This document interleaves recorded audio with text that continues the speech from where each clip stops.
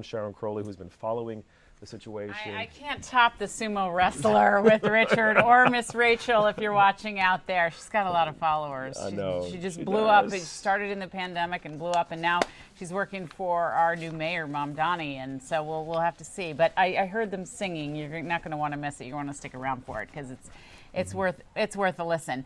But we should pivot to what I am here for and what I've been working on the last couple of days. A story that's touched not just New York City, but our entire country. We've had some demonstrations here.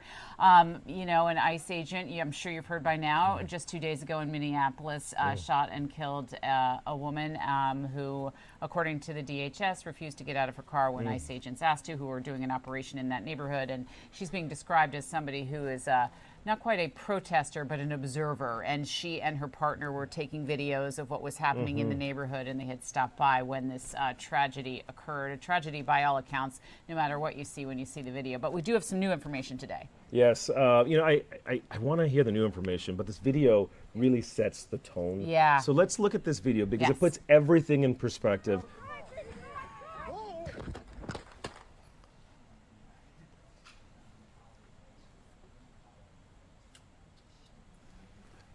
The volume can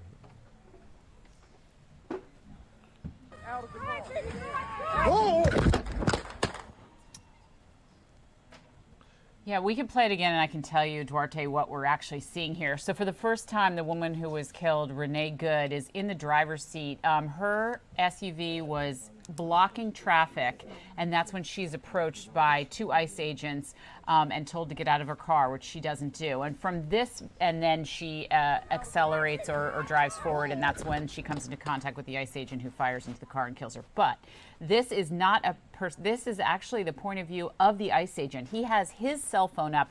This is him recording as he walks around to the back of her car and takes a look at her license plate number. And this is the woman's partner, the woman who's killed partner. She's videotaping him too and kind of verbally taunting him. You hear it in the video.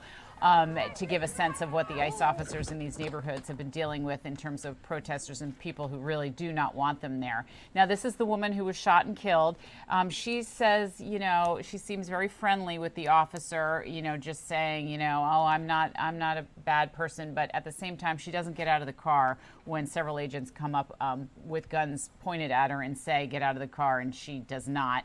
Instead, as you see, she backs up and moves forward, and according to the Department of Homeland Security, the officer who's taking this video says that he feared for his own life and acted in self-defense by firing into the windshield of her car, the driver's side windshield. You'll see bullet holes there, and she is killed, it appears, instantly, if not soon, and her car jets off and crashes right into other parked vehicles, and that's where this investigation is. And this is new today to us, and so it's the first time we've sort of seen her interaction with the officer who ends up firing the fatal shots.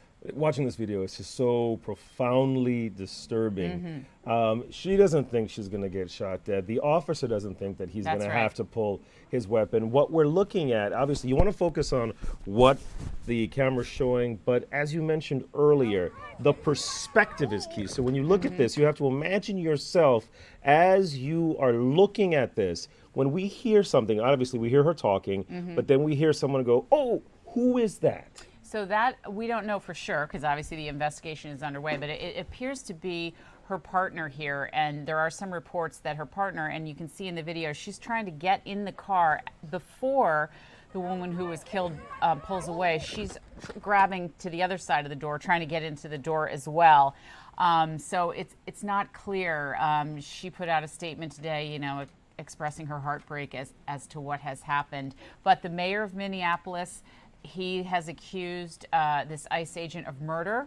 The vice president of the United States says it was self-defense, and the reason the woman is dead, while it is a tragedy, is because of her own decision not to obey law enforcement, but instead to drive right toward an ICE agent. And there are several other different points of view of this same incident.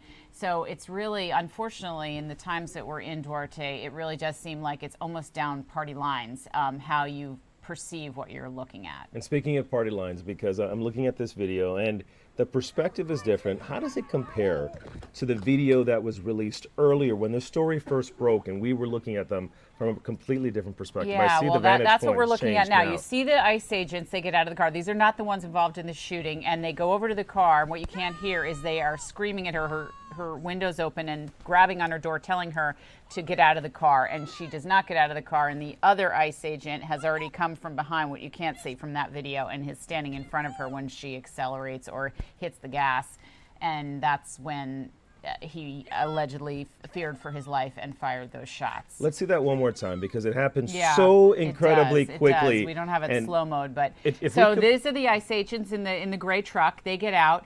What you can't hear is they scream at her. Can we pause it for a second? Because I want to just see. They say, get out of the car, get out of the car. And you can see one ICE agent grabs onto her driver's side door handle. And then in a second, you'll see him put his hand through the window into the car. And I don't know whether he's trying to grab the keys because they want her to stop and get out of the vehicle. Her partner is not in the car yet. She's still, remember the new video that we saw, she has walked around to the other side of the car. You can't see her here where the other agent is, who is now in front of the car. And she's screaming at her partner as well. It all happens in like half a second. Before we hit play, because looking at these images, you begin to see the chess pieces on the board. Who is the person with the gun? Is that the officer whose hand is on the car? No, the person with the gun, you can't see him, but he's right in front of her vehicle. If you look right in the front, there are three officers, three ICE agents there. Two, one at the driver's side door, one behind him by a few feet, and then thank you for pointing there. That's Tarek pointing out. That is the officer in question here who fired the fatal shots into the windshield. And so he's right as she goes forward. It appears that he is right in front of the car. So if we could just break this screen up into quadrants. We don't have the graphics for it, but in your home, do this. You can see the movement. Pause it for 1 second. If you look at the upper left-hand corner of your screen, there is an officer behind the one who has his arm inside the car. That's right. And you can see his arm about to grab his weapon. That's right. That's the officer whose perspective that we are looking at from that video, right? He's the one that right seconds before that was holding his own phone and walking around first to check the license plate of the car, and then also you don't see her, but there is another woman in this that this video doesn't show, which is the dead woman's partner who was also videotaping the ICE agent. So we don't have her video yet, but we have his. So, but I'm sure investigators will be getting all the video they possibly can. And there's other videos out there on social media from further away where you can see, and the President Trump even tweeted one out from a local affiliate out there. So you can imagine that the FBI is now handling this case. They'll be looking at everything they can get. All this happens in a split second. So you can imagine at this moment, she was thinking something, we don't know, that compelled her to hit the brakes. This officer is thinking something. We know he has a background that he was hit by an immigrant who was fleeing. In June, he was dragged by another car in a totally different situation, but you know he does have some experience. And if we pause it for 1 second, yeah, go ahead, because this is, as you're talking, I'm seeing him take out his weapon, and it's carrying so much more weight. What happened earlier? So in June, he was another vehicle stop. And that person was a criminal suspect, and that person fled too, and he got caught in the car. He had put his fist through the back window to try to go in and unlock the door so that to pull the suspect out, and the suspect drove away and dragged him about 100 yards, and there are pictures of him in the hospital covered with stitches and whatever. So this ICE agent has serious experience with dealing with people and on the street, and he has at least 10 years experience, and he's an excellent marksman by all accounts as well. So he's been on the job a bit and brings to his decision making a lot of experience. It's also shocking, and what happens in this video is sending shockwaves throughout Minneapolis right now. I understand that the schools have changed some policy in response to this, that they're allowing more students to learn from home. Yeah, they canceled school Thursday and Friday today, just as a precaution. There have been protests, largely peaceful, in the wake of this happening. A little bit of scuffles today with law enforcement in Minneapolis. But we've also seen, and I know you're going to talk about it in a few minutes, some incidents happening in Portland, totally different, but demonstrations. And here in New York City, right after this happened 2 days ago, they were marching in Foley Square as well. So what are federal authorities saying? Federal authorities say it's under investigation. That's what they're saying. But the vice president and the president and Department of Homeland Security, Kristi Noem, says that the agent acted in self-defense. So we'll see what happens next. But you should know one of the reasons this is such a powder keg, I don't know if you're familiar, Duarte, but all this unfolding just about a mile from where George Floyd was killed in 2020 by police that sparked nationwide protests as well. So this is a very sensitive issue, obviously, and we have a mother of 3 children who lost her life and a lot of questions about what happened. And right now it's up to the FBI to figure out who is at fault, if anyone. Who is at fault, if anyone? Big question. Thank you so much, Sharon. You're welcome, Duarte. Okay. You're welcome. We understand that a little bit earlier today, there was a press conference about this situation. I want to play you a portion of that conference right now so we can get the most up-to-date information about what's happening. Is that about that or about Portland? Or I guess we'll figure it out. We'll figure it out right now. All right. Very good. Thanks, Duarte. Thank you. Recently, oh, this is Portland. Yeah, that's Portland. Let's pause it for a second. So this is the situation in Portland where we're going to learn a little bit more. Can you just talk to us about what's happening in Portland? Yeah, so Portland happened last night just before our newscast. We got reports of another incident in Portland. It involved Customs and Border Patrol agents, and they had pulled over a car, a vehicle stop.